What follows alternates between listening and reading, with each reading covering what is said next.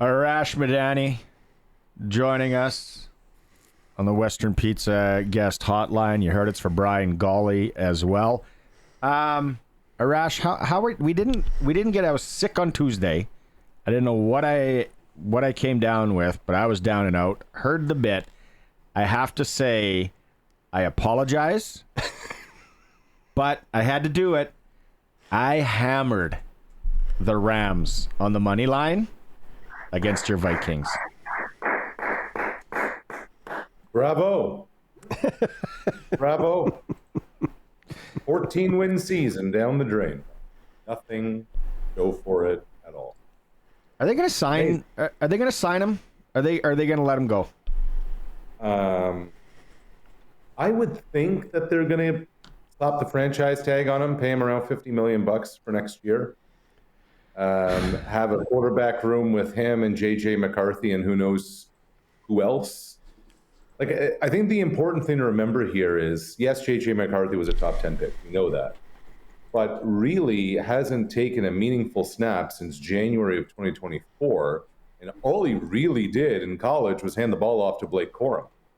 So he hasn't been able to practice. He hasn't been able to really develop. May I get an understanding of the offense? Sure, be in the meeting rooms, etc. So you're still looking at a lottery ticket, really, when it comes to who and what McCarthy may be. Do you think somebody else will go after him and try and take him away if he's? Oh, 1,000%. Yeah, but who would it be? Yeah. Pittsburgh, New Orleans, Las Vegas. Las Vegas. Right? These are just a few that immediately come to mind. There will be a market for Sam Darnold, especially because now, Sharky, if we were having this conversation, honestly, 3 weeks ago, I would have told you it would have cost 5 years, $150 million. Yep. Now it might be 3 years, $60 million, or 3 years, $75 million. Like he just cost himself a lot of money in the market over what happened the last 2 games. Poor guy. Amazing, huh? Well, not poor guy. He's a professional athlete. One game. Rich guy. The problem, not poor guy, rich guy. the old, and we'll put a bow on this. We'll shift to some hockey. We'll come back. The thing that I don't know if it was the blueprint was out on how to beat them because what the Lions did the week before. I don't know. I like credit to how the Rams defensively schemed and played and rushed, and he had no time.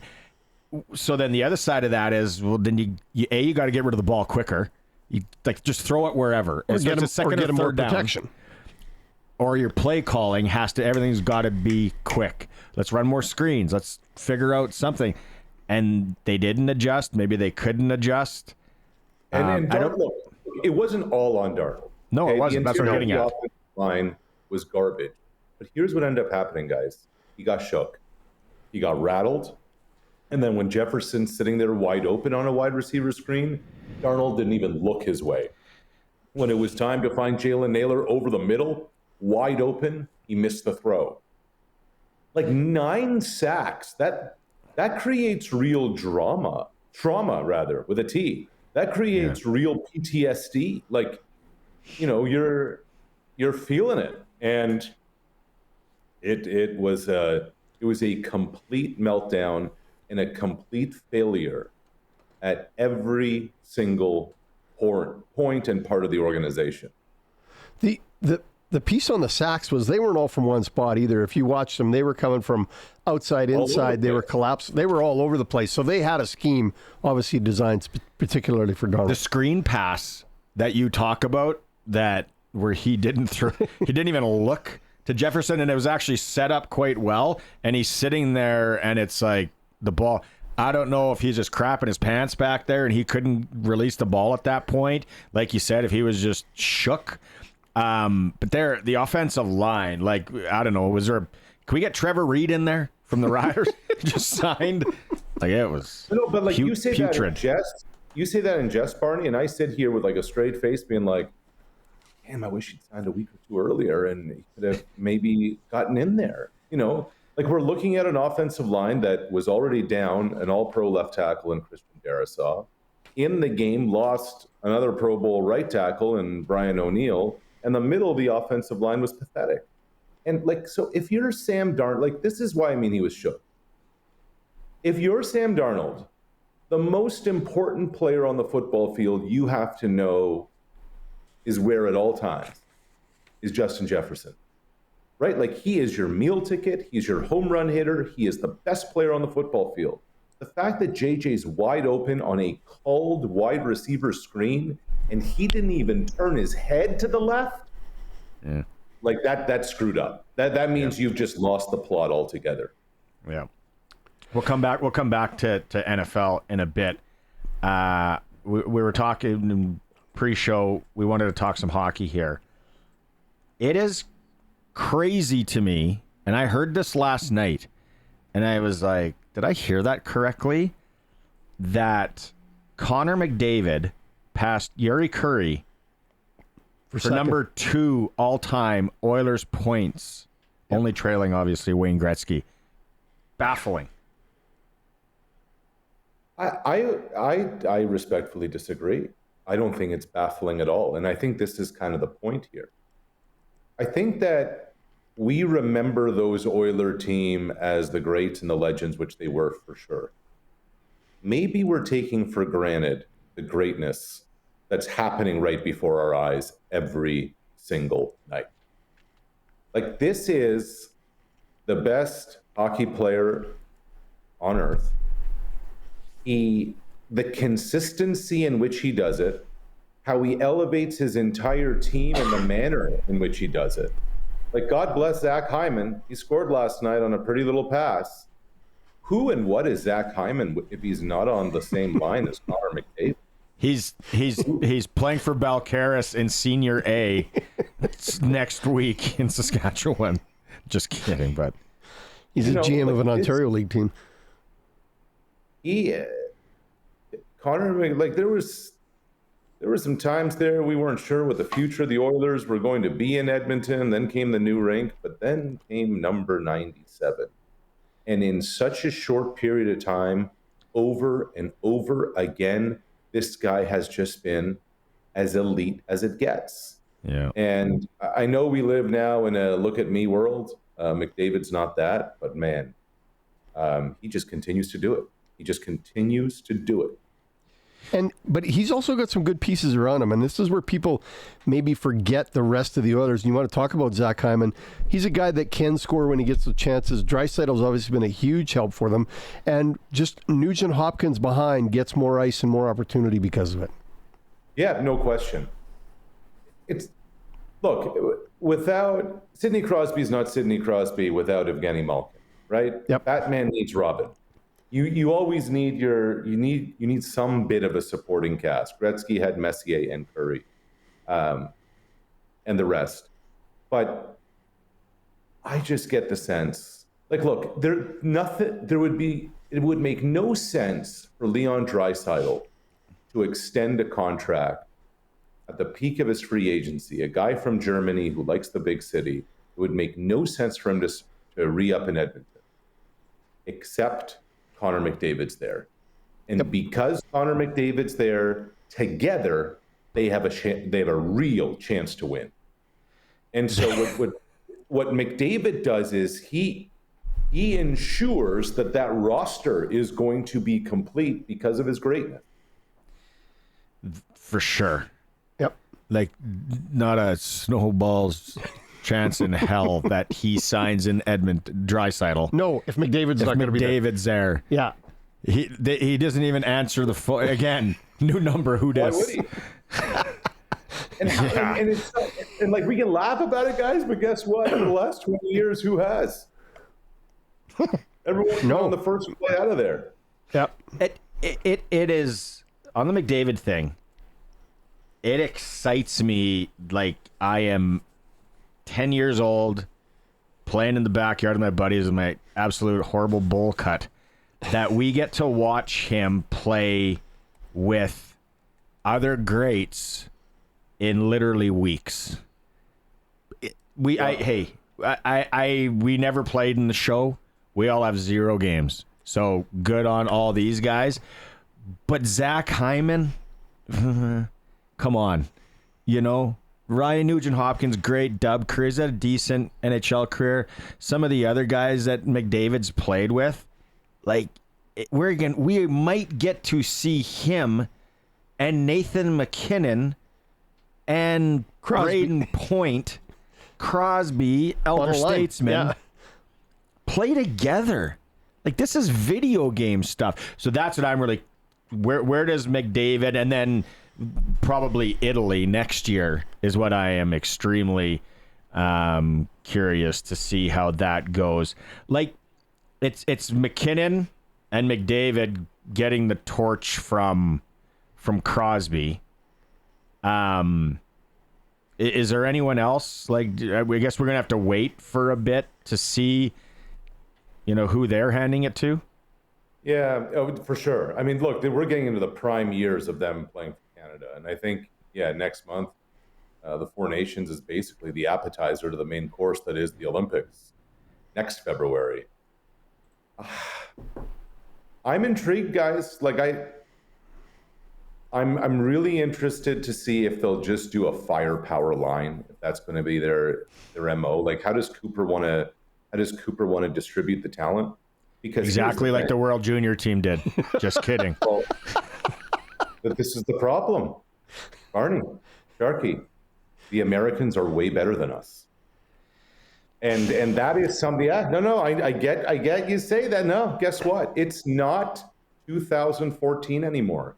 They have caught up and they're better. Their top end talent across the board for a 25, 26 man roster is better than ours. Their goaltending depth is better than ours. So yes. As the dog, how is Canada going to fare in February of 25?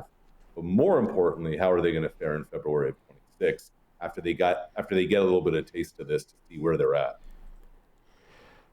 That's a great question. I agree with you that the U.S. goaltending is superior, maybe superior to everybody in the Four Nations Cup. We need goaltending for 2 weeks next year, and for this, it's a week this year.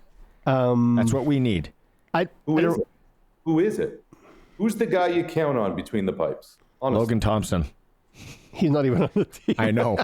That's the problem. He is so hot right now. And he's not there. Can you make an oopsie call? You sure can. Somebody can get hurt. Yeah. Somebody can pull a groin or a hamstring. Montebo, here's the situation. What is it going to take? Where do you and your wife want to go? I know that knee's bothering you. Wink, wink. Little vacation might be nice. The Caribbean somewhere. Bennington would slash someone's. He seems like a psycho. Slash someone's tired. He'd go berserk. Yeah. I'm probably the most pro-American hockey guy that you're ever going to meet that was born in this country. I don't know. I just got to see it all play out. I got to see how everything gels. And how the game is called. That's going to be more when it gets to the Olympics too. It's how are they going to call the game? Is it going to be based on whoever's got the best power play? It's not going to be physical. Yeah, well, hockey isn't anymore. Right, especially international hockey. Yeah. So, and what are you going to do on the bigger ice? How are you going to be able to create? What kind of offense are you going to be able to put together? These are real questions. Cale Makar, you get to skate that puck on that Olympic ice. Any kind of line. You got a lane. Skate. If they open up that back wall, skate to Venice. He's gonna look out and go, this is a big river. This is a big river we got out here, boys. It's gonna be some fun. Well, McKinnon, McDavid. Hey, there's a lot of fast hockey players out there, and we're Canadian and we get it hammered down our throats, these guys, that when it gets to the big ice, are they playing on the big ice though in Italy? Is that for sure? So. I don't know if it's a for sure, but I'm pretty sure. Because it's wider. It's IIHF, yeah. That's what the rinks are. Is that 100 by 200 Olympic ice? So you got a lot of stuff on the side. There's that you a lot can of space. Filter. Yeah. Just flip it up and let them catch it. Okay, off of hockey on. Did you hear that the CFL schedule was released on January 16th? What a way for Randy to go out, huh? Just continue to like double and triple and quadruple down on just one masterpiece after another. Like just the final brushstroke of greatness on what's been just a scintillating regime at the helm. I did see the schedule came out. I tell you guys, I hate ever talking about people being on a hot seat. I really do, because it's one thing to make, big time money, and then it's another thing when you're not. But I looked at it, and the first thing that I wanted to see is how Ottawa was going to come out of the gate. And to me, it's a tough schedule for them. They have to go on the road to your place, go to Regina to open the season, where it's not easy to play. Then they get the Alouettes, who are the best team, in the entire regular season last year in the East Division.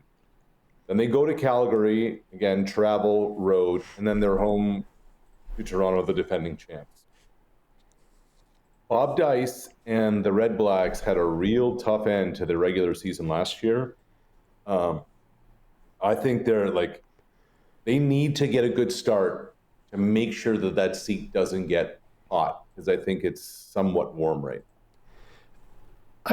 I agree with you that the schedule's a bit of a challenge for them, but there's no free spot on the bingo card in the CFL schedule. It's not like when Edmonton was completely dog crap and you got to go in there and know you were going to get a W out of that place. When was that? A 3 years ago when they were in the tank. I was going to say, not last year when he came in here and beat us. Yeah, but there's no free spot on the bingo card, so you gotta have your A game, and I guess it's a great test if you want to be in the mix. Here's 4 teams you're going to have to beat. Yeah, no, that's a good point. I just look at Toronto and Montreal, and I just think look, it's also Jan 16. We haven't even touched free agency yet. Their talent is better. So how's that all going to shake down? We'll see. But boys, I keep talking about it. I think I got to book a trip out there for Labor Day. I think this is the year we got to do it. I think this is the year for Western Pizza and Lucky Lager. And you can't get Lucky Lager out here, can you? What's that? Can you get Lucky Lager? Not after all those guys went blind. No, I don't know. I don't think he'll come. You're daring him now, aren't you? I think it's all just lip service. No, I think he's just talking, eh? All right. Labor Day is a little earlier. I saw that. I didn't even know. Usually it's like 6th, 7th. Now it's like August 1st or September 1st. So save me August a 31st. seat there on the Friday, Barney. I'll come in. Say that again. Sorry. Save me a seat there for the Friday. I'll be there. You're always welcome. Sad news, baseball world. Bob Uecker passed away today at 90. Any run-ins with Bob Uecker?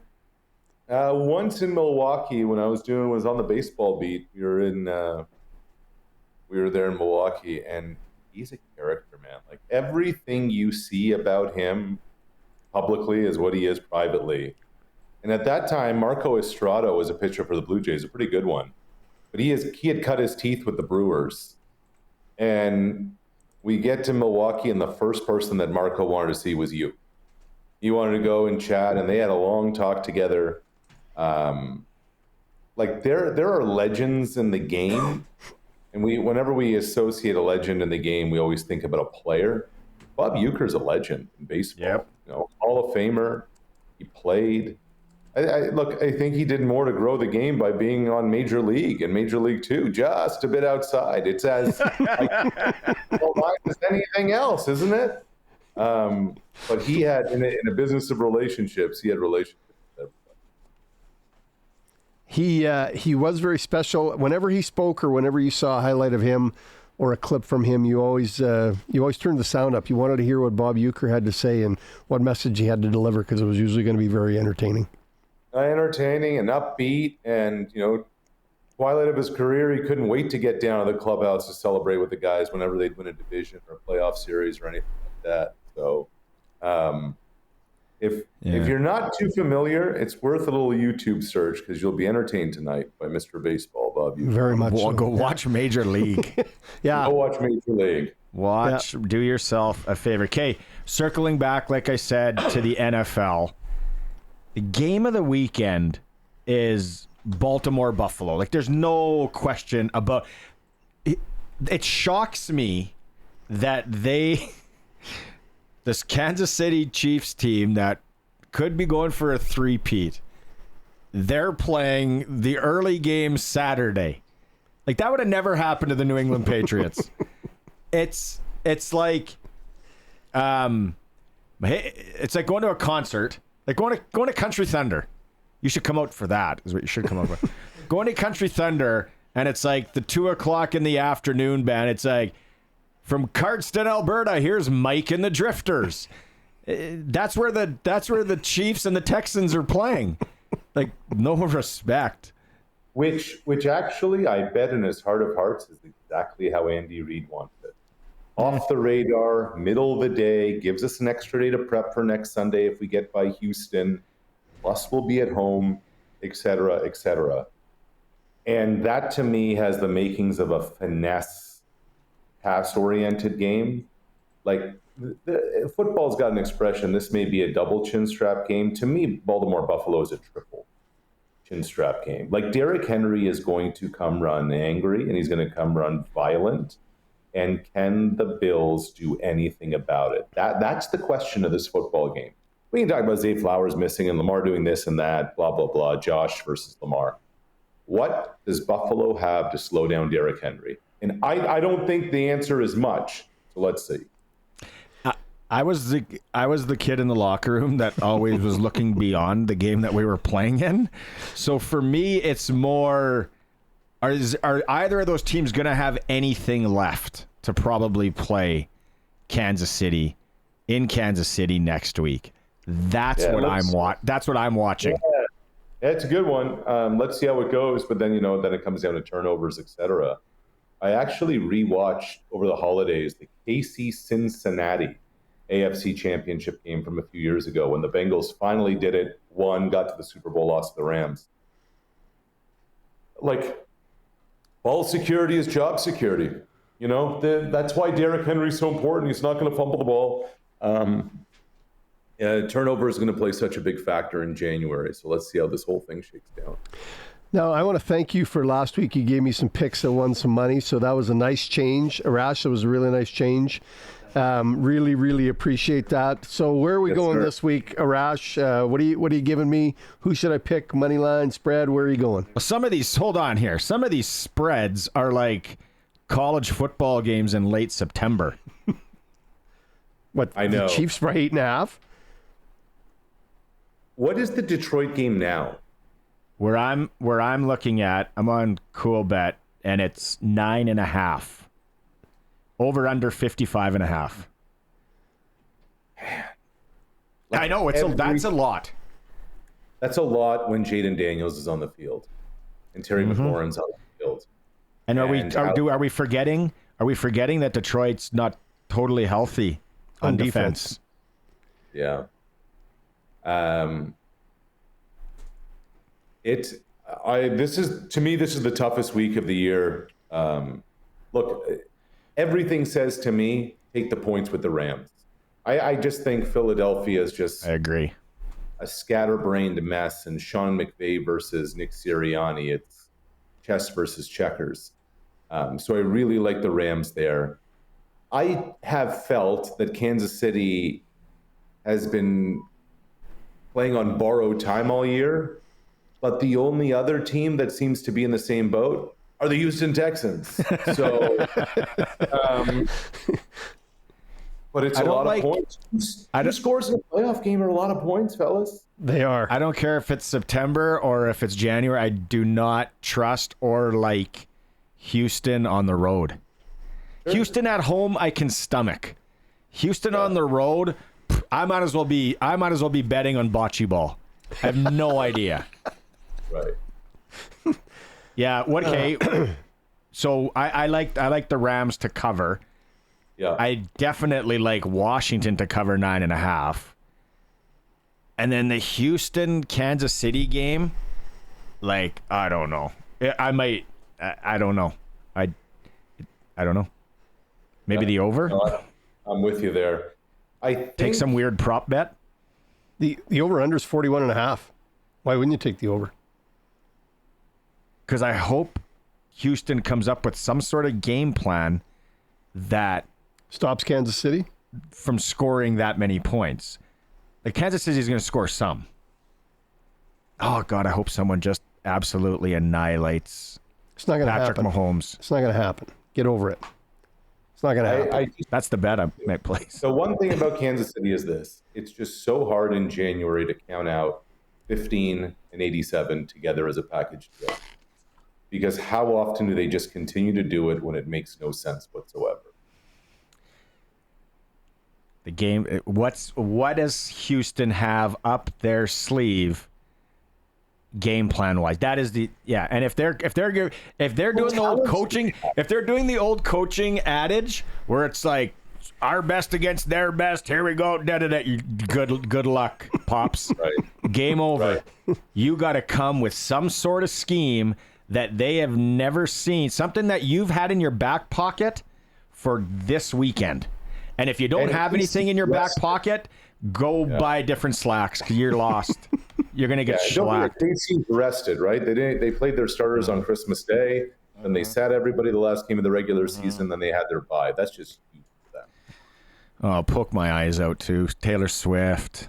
She's going to be there. Saturday afternoon game. Mike and the Drifters opening up. Okay, Arash. Still, I know it's only been a few days. The body's still warm, but tough one for your Vikings. If you're going to cheer for somebody at this point now that's left, who would it be? It's funny. I was just talking about this with somebody today. I would love to see Kansas City Buffalo, but I'd also really enjoy one more KC versus Baltimore. Like one more AFC championship game with those two. So I guess I'm rooting for those two teams this weekend just so we can get, like, I guess I don't care who wins Baltimore or Buffalo, but I want Kansas City to win just so we get a treat of an AFC championship game. And then we can talk about it all next week. Love it. Here on the Sports Cage. Love it. Coast to Coast with Arash Madani for Brian Gawley every Tuesday and Thursday here on the all-new Sports Cage. We're streaming at sportscage.com.